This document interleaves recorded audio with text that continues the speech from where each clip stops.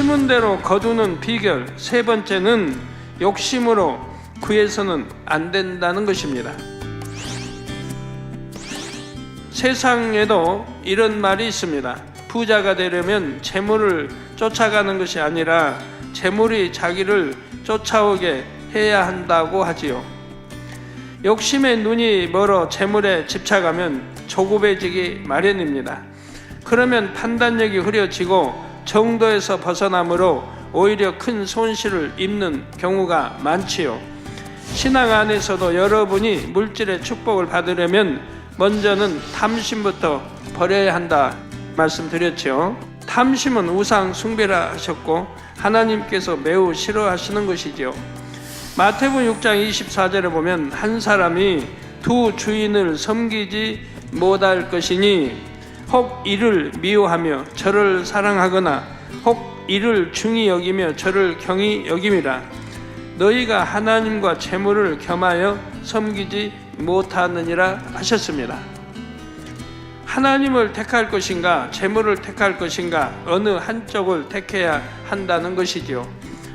신앙생활을 하다 보면 자기의 유익을 구할 것인가 손해를 보더라도 진리를 따를 것인가 선택해야 하는 상황이 생길 때가 있습니다.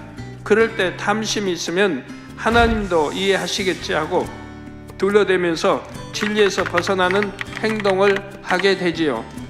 또 탐심 때문에 신앙이 변질되는 것도 봅니다. 가령 수입이 적을 때는 11조를 잘 했는데 수입이 커지니 늘어나는 11조가 아까워지고 드리지 않는 일도 생기죠.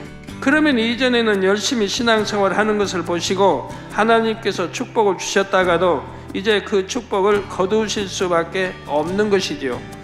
우리가 물질의 축복을 구하는 이유는 자신이 더 많이 누리기 위해서가 아닙니다. 디모데전서 6장 7절에서 8절에 우리가 세상에 아무것도 가지고 온 것이 없음에 또한 아무것도 가지고 가지 못하리니 우리가 먹을 것과 입을 것이 있은즉 족한 줄로 알 것이니라 했습니다.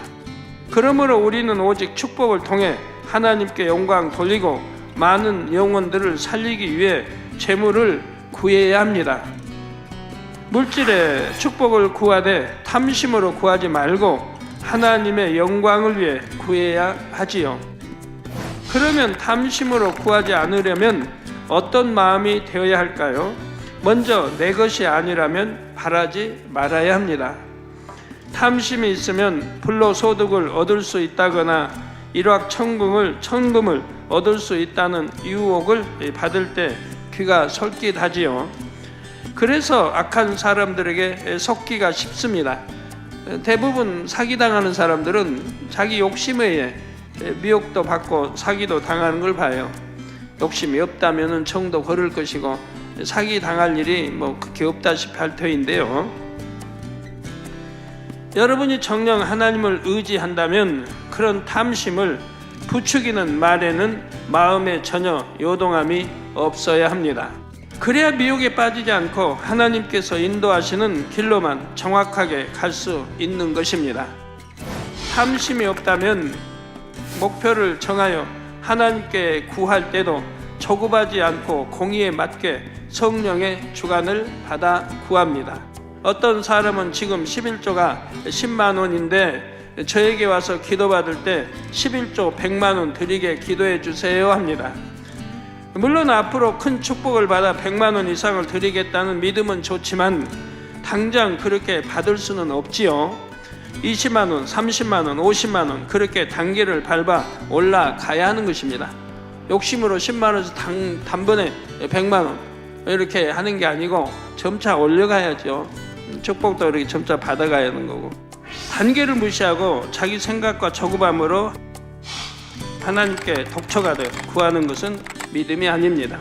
또 어떤 경우는 사업이 좀 잘 된다고 해서 조건을 잘 점검해 보지도 않고 경솔하게 빛을 내어 사업터를 확장합니다.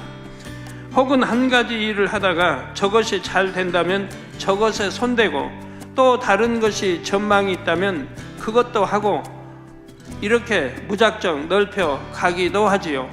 그러나 하나님께 드릴 마음이라고 마음이라고 해도 이렇게 무조건 일을 벌리는 것 자체가 엄밀하게 보면 욕심이라 할 수 있습니다. 내가 앞서서 하려는 것이 아니라 하나님께서 나에게 주시는 것이 무엇인지 분별할 수 있어야 하지요. 자기 의욕이 앞서고 좋다고 하는 일이면 무조건 다 하고 싶은 마음도 성령의 음성을 막아버리는 욕심이 될 수가 있습니다.